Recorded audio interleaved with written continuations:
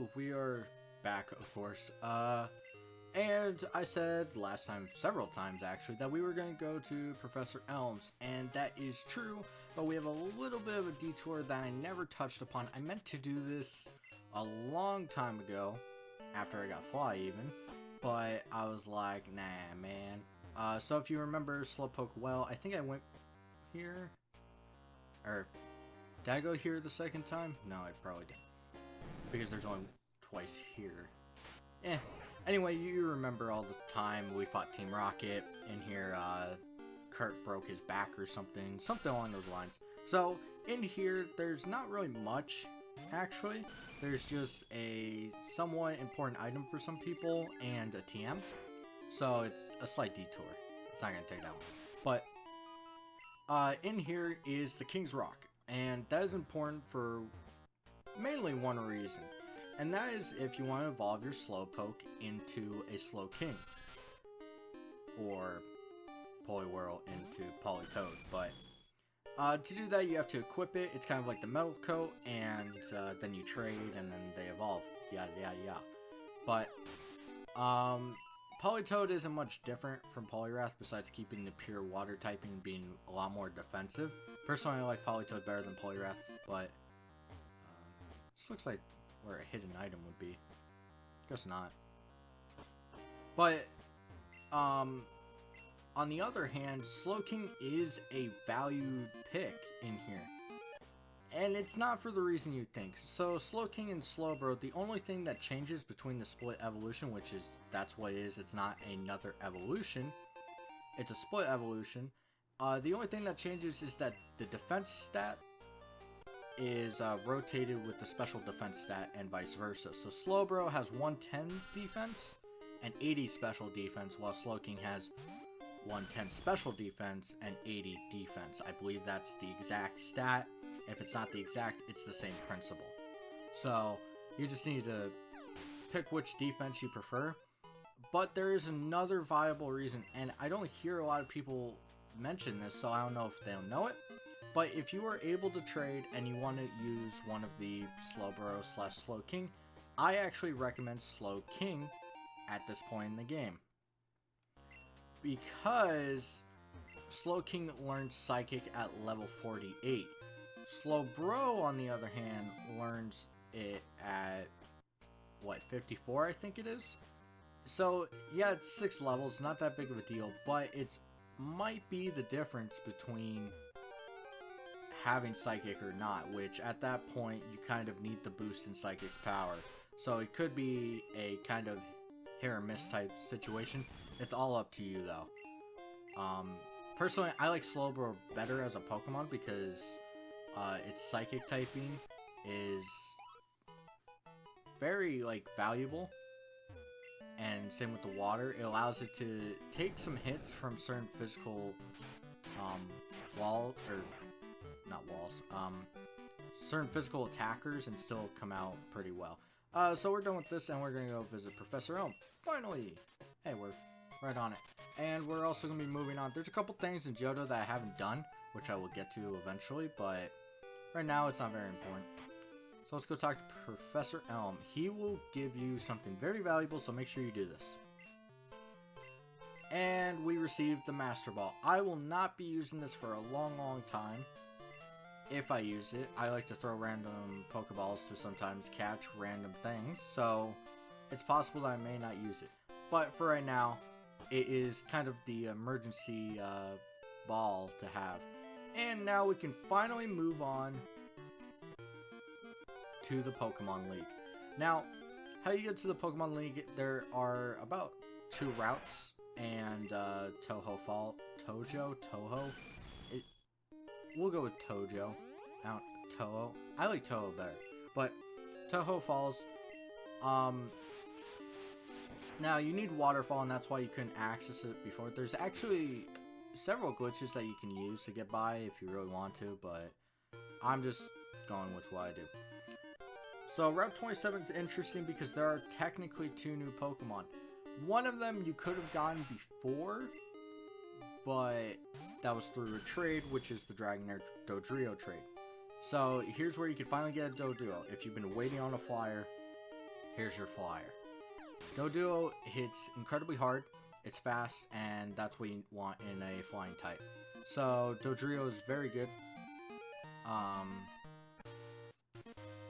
Hey, do you know what you just did? You've taken your first step into Kanto. Check your Pokegear map now. Yes, we will actually see the Kanto map, and you know what? It looks a lot better than what it used to. Thanks, guy, for making me realize that, I guess. Toho Falls. Okay, hold on. Toho. Yeah, I'm just calling it Toho. Yeah, the link between Kanto and Johto, but we have a little thing over here we can go do. But yeah, Doduo evolves decently late, but at this point you should be around 40. You should be a little under or a little over. Skarmory is actually the lowest of the team, so that's why I'm 36. There's gonna be some high-level trainers here, so prepare yourself. And then there's another Pokemon. This one is less than stellar, but it's a fire type, so you might want it if you didn't pick up Cyndaquil or whatever. But the Pokemon is Ponyta, which evolves into Rapidash, which is a fast fire type, which is cool, but its main offense is attack, which won't matter for another couple generations, and even then it doesn't get the moves that it needs. So, Again, with the Tentacruel, just throwing poison moves that won't matter. I'm not sure what's going on here. I will take the experience, though. But, moving on. So yeah, those are the two Pokemon available at this time. It's actually the last two Pokemon that are new, so to say, to you until Victory Road. Victory Road, there's one. So it's kind of, if you do not have a 6 team member and you want a 6 team member, I understand some people like to just permanently use HM slaves, that's fine. But if you do not have a 6 team member and you want one, this is your last chance to go and look for one, or to catch one on these routes. This is your last chance before the Elite Four, so make sure you take it. That's kind of an important house. I will show that. Toho Falls, which is, there's nothing new here. Though you can catch Goldines and Seakeens, which is cool. Here's a Moonstone. I think this might be our second one. Or if not, this is your only way to, I think there's a hidden one in Johto that I never got. But if you're struggling to get Moonstone, here's one, I guess. And I think I mentioned this in Red and Blue, but Seaking is actually very interesting because it is the only Pokemon in Red and Blue to be able to learn Waterfall by level up.